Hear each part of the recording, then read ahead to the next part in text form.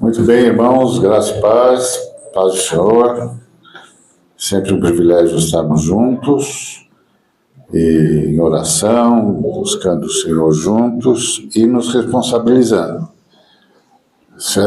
Histórias como essa que o Alex contou devem nos levar, de um lado, à denúncia, como a Fran disse, vamos denunciar, porque a gente não é conivente com o mal, a gente não é conivente com a maldade, com o maligno, e a gente não pode fazer de conta que não viu. Então, denunciar, sim. Agora, nós temos de proteger as crianças, irmãos. Isso significa que as crianças estão precisando muito mais da igreja do que jamais precisaram. Estão precisando muito mais de nós do que jamais precisaram. Estão precisando muito mais da nossa disposição de socorro, de ajuda, de abrigo, do que jamais precisaram. Então, vamos não só orar, mas vamos nos dispor. A gente tem o Ministério do Vilarejo, que a gente conhece, e há outros, mas eu estou falando do que está mais próximo da gente. Vamos começar a pensar como a gente pode chegar mais perto, como a gente pode se envolver mais, como a gente pode apoiar, como a gente pode mudar esse ambiente em que as crianças estão. O Alex e a Jaque, volta e meia, levam as crianças para passarem a semana com eles, para entenderem que há outro jeito de viver, que há outras realidades, e que essas realidades também estão ao alcance delas, e que nós vamos ajudá-las, para que a geografia não se torne um destino. A coisa mais triste no meio da opressão, da maldade, desse sistema que segrega, que exclui, que é o sistema econômico no qual nós estamos envolvidos e que cada dia mais a gente descobre que está sendo tomado por bandidos, por assassinos, por traficantes, escondidos atrás dos ricos, escondidos atrás de líderes políticos que a gente espera que encontrem a prisão o mais rápido possível. Então a gente percebe que é um sistema, uma malha de malignidade, e que a gente pensa que está envolto por gente de bem, e na verdade a gente está assistindo bandidos vestindo roupas caras. É só isso. As roupas são caras, mas eles continuam sendo da mesma sordidez de sempre. Então, nós precisamos nos envolver. Ore sobre isso, pense o que você pode fazer. Talvez você possa ajudar o Alex abrindo a sua casa. Olha, traz também para minha casa, a gente vai passar um tempo com essas crianças, para elas não pensarem que a geografia maligna na qual elas estão encerradas é o destino delas. Porque quando a opressão toma conta da sociedade, a geografia vira destino. Então, quem nasce na miséria está condenado à miséria. Quem nasce no desfavor está condenado ao desfavor. Porque a geografia virou destino. E nós não podemos permitir isso. Porque isso é o que os homens malignos estão fazendo. O sistema deles produz a barbárie. E aí, os oprimidos também sonham em ser opressores. Não existe nada pior do que gente oprimida que sonha em ser opressor. Porque começa a aceitar a opressão como natural. Começa a aceitar a maldade como natural. E começa a achar que a única maneira de escapar da opressão é se tornar opressor. Então a relação humana vira uma relação de poder. Não é mais uma relação de misericórdia, não é mais uma relação de amor, não é mais uma relação de serviço, não é mais uma relação de bondade. Então, ore, considere diante de Deus, diante das suas possibilidades também, é óbvio, o que você pode fazer para ajudar essas crianças a perceberem minimamente que a geografia delas não lhes é dada como destino, que tem outro jeito de viver, que tem outra possibilidade, que tem outra realidade que elas também podem alcançar e que o mundo não está dividido apenas entre oprimidos e opressores. Amém? Amém. Muito bem, vamos começar a nossa pastoral, né? Nós temos uma pastoral antes da mensagem, que é a nossa forma de cooperar com o Espírito Santo. Porque a pastoral é para a gente lembrar o que é que o Espírito Santo está querendo fazer na vida da gente e para a gente não dificultar a vida do Espírito Santo. Porque o que acontece é que o Espírito Santo está tentando fazer algo, mas a gente está resistindo, porque a gente não entende que é o Espírito de Deus que está fazendo. Por quê? Porque a gente aprendeu a ser gente do jeito errado. O jeito certo de ser gente é igual ao de Jesus de Nazaré. Mas a gente aprendeu outro jeito. E esse outro jeito que a gente aprendeu de ser gente é um jeito que resiste ao Espírito Santo. Porque o Espírito Santo quer nos fazer parecidos com Jesus de Nazaré. Como o Alex disse aqui. Vontade de reagir com violência não falta. Mas não é isso que Jesus Portanto, não é isso que Jesus faz. Não quer dizer que Jesus é conivente. Muito pelo contrário. Quer dizer que Jesus tem outra maneira de tratar com os maldosos. Que esse é o ponto.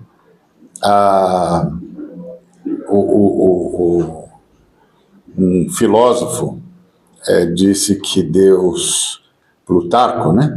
Disse que Deus não era todo-poderoso ou era mau. Porque se ele é todo-poderoso, por que ele não acaba com o mal? Como ele não acaba com o mal, ele pode até ser bom, mas não é todo-poderoso. E se ele é todo-poderoso e não acaba com o mal, então ele é mau. Essa era a posição do Plutarco. É uma falácia, é óbvio, porque o mal não existe.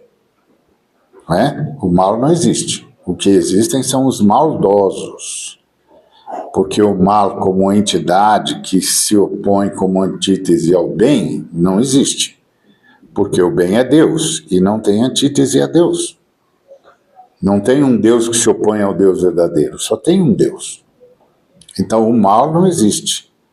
O que existe são os maldosos, ou seja, aqueles que se rebelaram contra Deus e dentro da sua possibilidade existencial, que graças a Deus não é imensa, não é?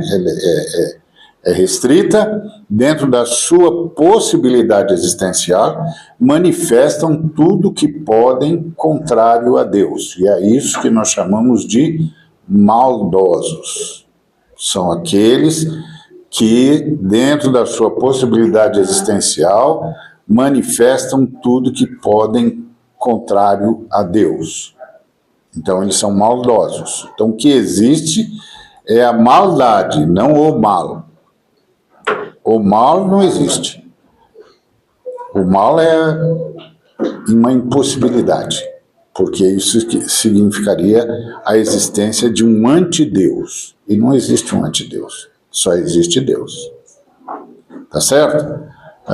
Claro que você pode rapidamente sacar um versículo da Bíblia e dizer, tem um anticristo. Não, o anticristo é o antirredentor e não o antideus.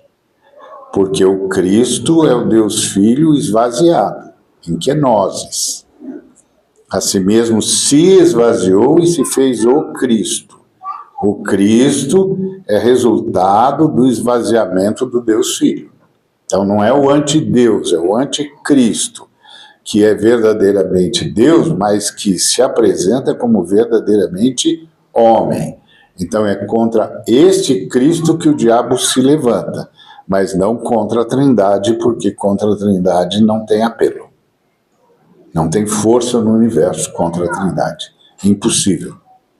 Então, o mal, como dizia o filósofo, não existe. O que existe é a maldade, os maldosos. Inclusive, a palavra mal não existe na Bíblia. Embora você lê lá a árvore do conhecimento do bem e do mal, aquela é uma tradução filosófica, porque a palavra hebraica é a árvore do conhecimento do bom e do mal, com U. Tá certo? Tem o mal, com L, que é substantivo, e o mal, com U, que é adjetivo. Tá certo? Então, o fulano é mal, com U. Agora, ele não é o mal, porque o mal não existe. Só se houvesse um antideus, e não há um antideus.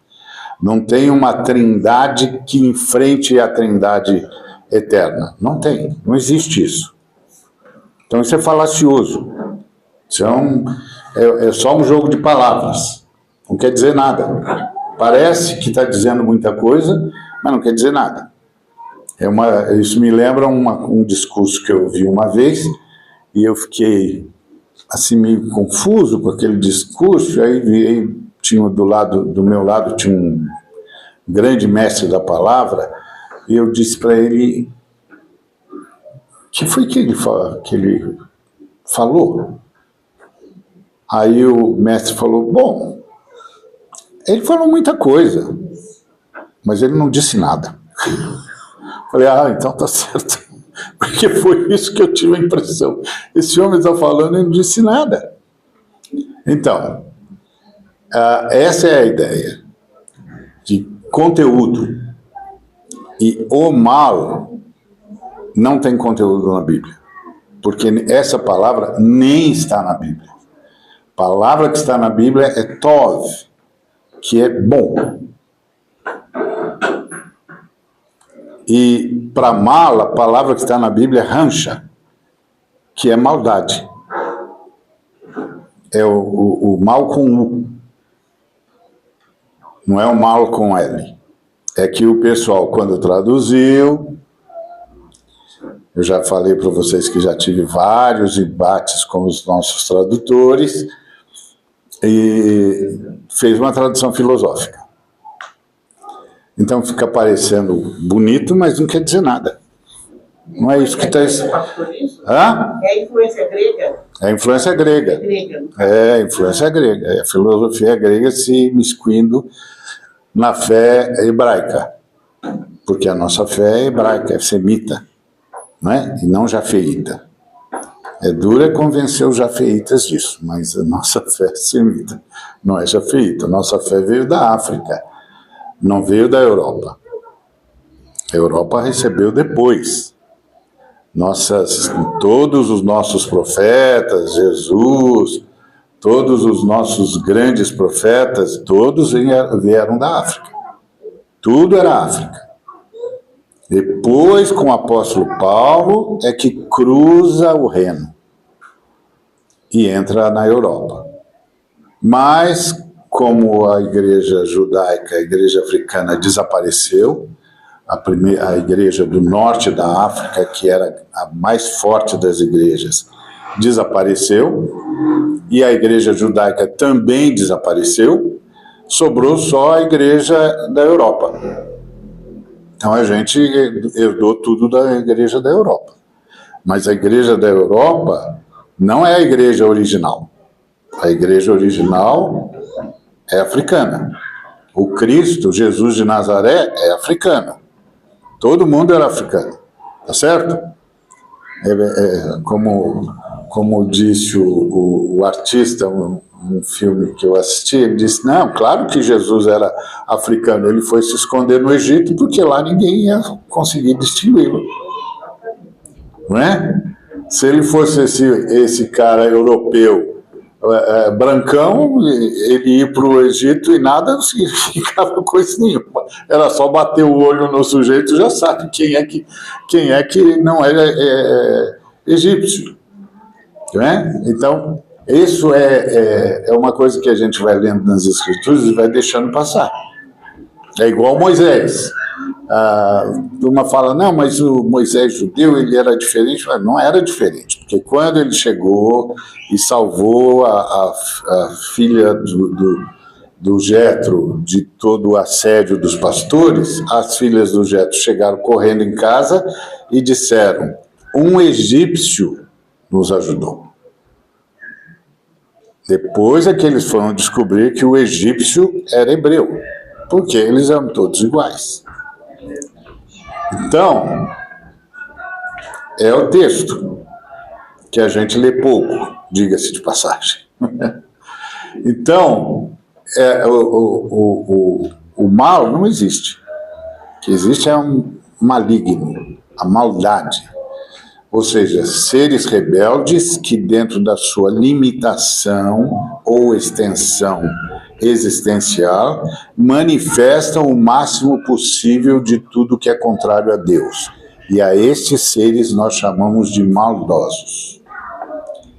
Como os seres humanos são. O diabo é mais porque tem mais extensão existencial do que a gente. Mas também não tem toda essa extensão que ele pensa que tem. Tá certo? Que é bom que ele saiba sempre que ele não é tudo isso que pensa que é. Pastor Nanivaldo, desculpe. Ovelha Márcia, tá desculpada. Não, a irmã Joana não está se sentindo bem. Nós precisaríamos de uma ajuda de alguém com automóvel para levá-la a algum lugar. Você estava no cadeirinho de plano de saúde? Onde você está aí? Você quer voltar? Você quer ir no plano de saúde? Quer ir em casa? Você está ficando desbotada, Joana. Você não quer tomar um ar, sentar no sol e aí ver se realmente a gente precisa ir? Alguém pode fazer companhia para a Joana lá? Vamos sentar um pouco ali, Joana? Tomar uma aguinha? Desculpa. Dá ajuda, doutora. Cuida da irmã que é o que precisa. A Márcia é da área de saúde, então se ela está dizendo que está, é porque está mesmo. Então, a ideia básica é que, como o mal não existe, o que existe são os maldosos, que é com esses que a gente se encontra todo dia. E como é que Deus vai acabar com o mal? Só acabando com os maldosos. Porque o mal só está nos maldosos. Porque o mal não existe. O que existe? Os maldosos. Então, como é que Deus vai acabar com o mal? Só mexendo com os maldosos. E aí ele tem duas opções. Ou mata todos os maldosos, ou os converte. Tá certo? Ele optou pela conversão, graças a Deus. Senão este servo que vos fala não estaria aqui. Tá certo? Então, graças ao fato do que o Senhor optou pela conversão e não pela destruição, esse servo vos fala. Então, essa é a compreensão que nós temos de ter. Então, quando a gente diz que a gente vai fazer como Jesus, quer dizer que a gente não vai matar os maldosos, porque Jesus não trabalha assim, que nós vamos impedi-los e vamos rogar que o Senhor tenha também a eles a oportunidade de conversão. Se o Senhor tiver a eles a oportunidade de conversão, aleluia. Se não tiver, nós vamos detê-los. Eles não podem prosseguir com a maldade. Nós vamos detê-los. Mas nós não vamos matá-los, porque nós aguardamos o Deus que trata da maldade convertendo os maldosos. Amém? É essa a nossa lógica. É por isso que nós somos contra a pena de morte. Porque nós esperamos em Deus até o último minuto. E não somos nós que vamos precipitar o último minuto de ninguém. O último minuto fica por conta de Deus. Então nós vamos manter o sujeito vivo até o próprio Deus disser, tá bom, chega. Enquanto ele não disser, a gente vai mantê-lo vivo na expectativa de que o Deus que trata com o mal, convertendo os maldosos, o encontre. Amém? Muito bem. O Salmo 84, versículo 5, diz assim: Bem-aventurado o homem cuja força está em ti, em cujo coração estão os caminhos aplanados. Essa é a tradução da Almeida Revista Atualizada. Mas a tradução da Nova Versão Internacional é: Bem-aventurados os que em ti encontram forças e os que no coração almejam peregrinar. Que você pode ficar pensando, uai, o que é no coração almejar peregrinar? Não é? É coisa da NVI.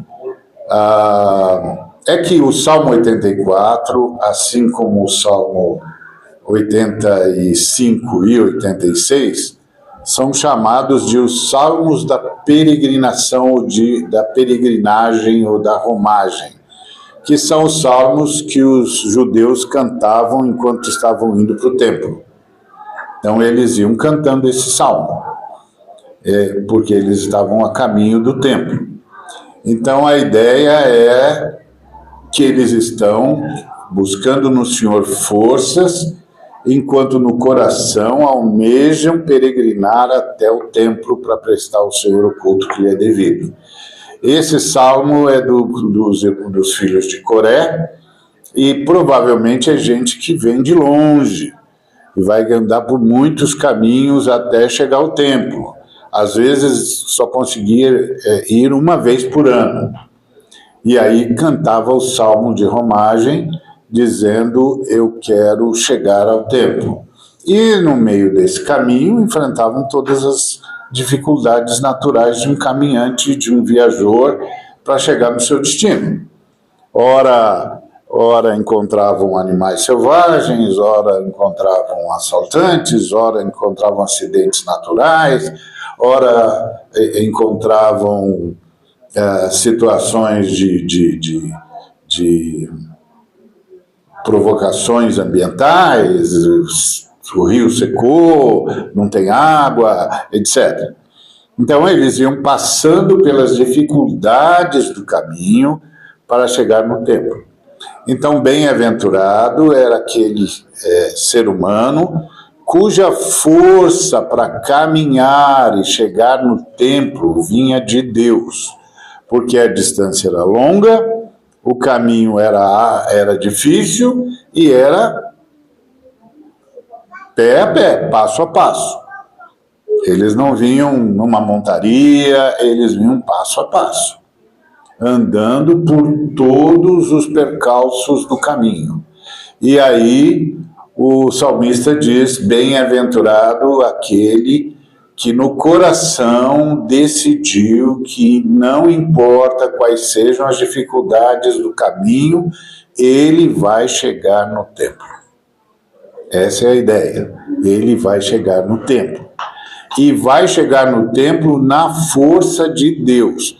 Deus vai lhe dar forças necessárias para atravessar por todos os percalços do caminho e chegar lá. Bom, nós estamos pós-ressurreição, pós-Pentecostes. Aleluia. Aleluia. Aleluia. Você não disse aleluia, mas devia, porque realmente é um ganho que você não tem ideia.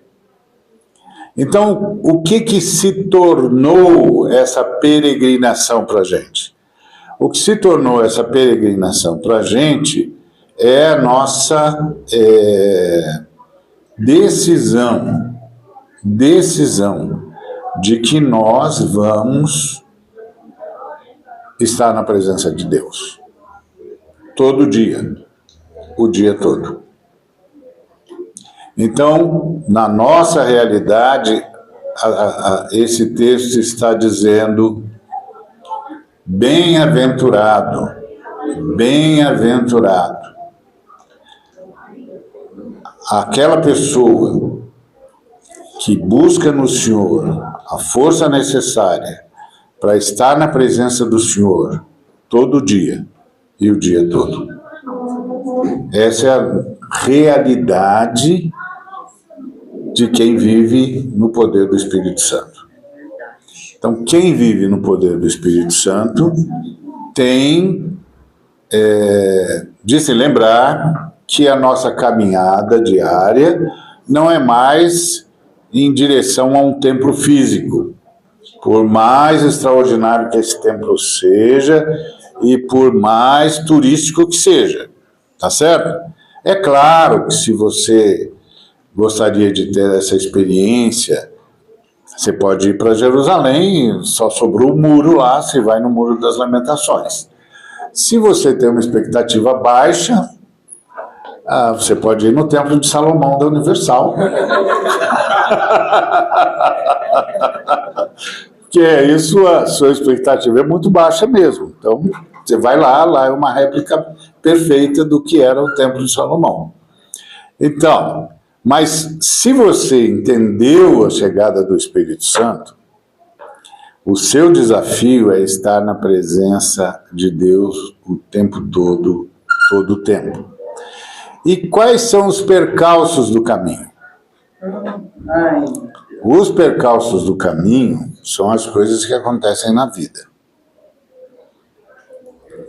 e que você não tem como prever. O John Lennon já dizia que vida é o que acontece enquanto a gente estava fazendo outros planos. É verdade. Você não previu e a vida aconteceu. Então esses são os percalços da vida. Então aqui nesse salmo, por exemplo, ele fala do Vale de Baca. O Vale de Baca é um vale de lágrimas, lugar de tristeza, o lugar de angústia, o lugar do luto, o lugar da enfermidade, o lugar das dificuldades, o lugar das adversidades. Elas acontecerão. Não tem como não acontecer. O próprio Jesus Cristo disse: a chuva virá, a água vai dar contra a casa, vai tentar alagar a casa, o vento vai dar contra a casa, as intempéries vão acontecer, a terra vai tremer. O segredo não é o que vai acontecer, é onde está a casa. Se a casa estiver firmada na rocha, ela vai resistir ao temporal, ela vai resistir às inundações, ela vai resistir ao vento impetuoso. Não porque o vento não virá com um ímpeto de sempre, mas porque a casa está construída na rocha. Não porque as águas não se agitarão, agitar-se-ão, mas a casa está construída na rocha, e a rocha é Cristo. Então a ideia aqui é: bem-aventurado aquele cuja força está em Deus. Que essa pessoa cuja força está em Deus vai passar por todos os percalços da vida, mas não será destruído. Não será derrotado. Não será jogado para o limbo da vida. Vai resistir. Vai continuará na presença de Deus, porque é o único lugar seguro. O único lugar seguro é a presença de Deus. Então, nosso coração é um coração que peregrina. Mas qual é a nossa peregrinação? Não é pela estrada poeirenta que liga o nosso local de partida ao destino que é o Templo de Salomão, o verdadeiro. Não. É o que a gente passa na vida e a vida que passa pela gente. Porque não tem só as coisas que a gente passa na vida, mas tem a vida que passa por nós. Agora mesmo o Alex contou o testemunho angustiante que ele está lutando contra lá no vilarejo. É a vida passando por ele. Que é assim que a vida passa por nós. Não é comigo, mas me afeta diretamente porque eu estou envolvido com essa pessoa, eu estou envolvido com essa situação, eu quero ajudar. Então, quando você se dispõe a ajudar, a socorrer, a abençoar, a cuidar, não só você vai passar pela vida, como a vida vai passar por você. Porque tudo que afeta os seus circunstantes vai afetar você.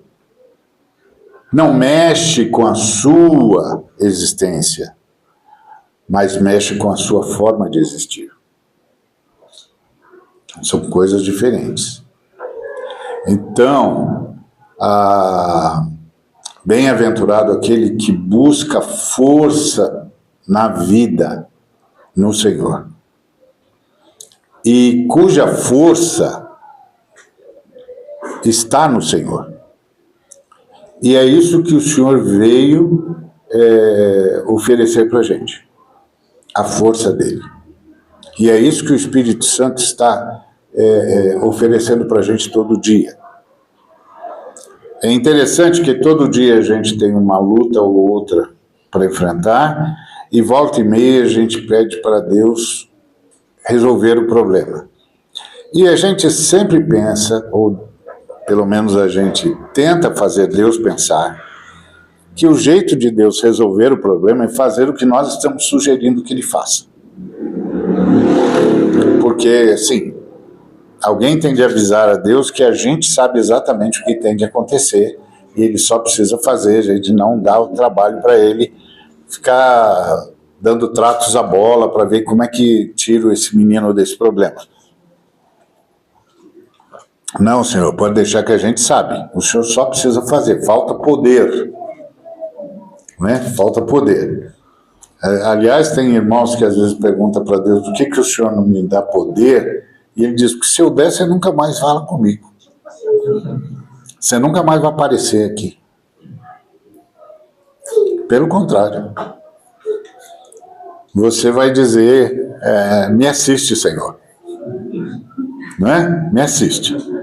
Não é aquela história do homem que na selva encontrou um tigre e aí começou a orar e disse, bom, Senhor, se o Senhor estiver do lado do tigre, resolve logo isso, deixa ele acabar logo comigo, porque não quero ficar aqui um tempão sendo devorado por tigre nenhum.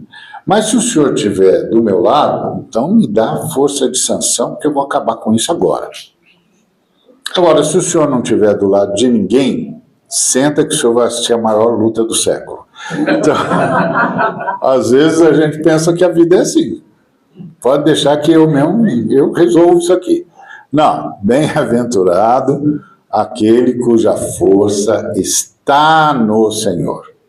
E é isso a primeira coisa que Deus quer comunicar para a gente. Antes de olhar para o problema que você acha que está vivendo, ou que está passando por você, olhe para a força que eu estou conferindo a você diante dessa dificuldade, para você passar por ela, para você sobreviver a ela, para você transcendê-la. Olha para a força que eu estou emprestando a você. E essa é a bênção da bem-aventurança. É isso que o Espírito Santo está tentando fazer com a gente. A gente está dizendo, o Espírito Santo não está atendendo minha oração. O Espírito Santo diz, estou. Estou te dando força para passar por isso.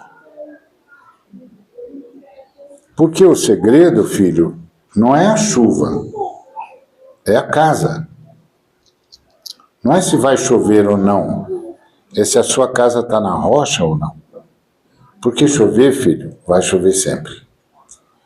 Se não chover essa chuva, choverá outra. Se não vier esse vento, virá outro. Sempre vai chover. O problema não é se vai ou não haver precipitação. É onde está a sua casa. Qual é o seu alicerce? E é isso que essa bem-aventurança nos diz. Bem-aventurado aquele, aquela cuja força está no Senhor, que encontram forças no Senhor, e por isso o seu coração não abandona a peregrinação, porque essa vai ser sempre a tentação, de dizer, não vale a pena. Não adianta orar, porque eu já orei demais. Não adianta pedir para os irmãos orarem, porque os irmãos também estão orando e não está resolvendo nada. E geralmente, quando a gente é tentado a pensar assim, é porque os nossos olhos estão em tudo, menos em Deus. E então a gente não está vendo a força que recebeu. A capacidade que recebeu para passar por isso. E que a gente vai passar. E a gente vai continuar na presença de Deus. E a gente vai chegar onde a gente tem de chegar. Porque o projeto de Deus é a nossa redenção. A nossa redenção.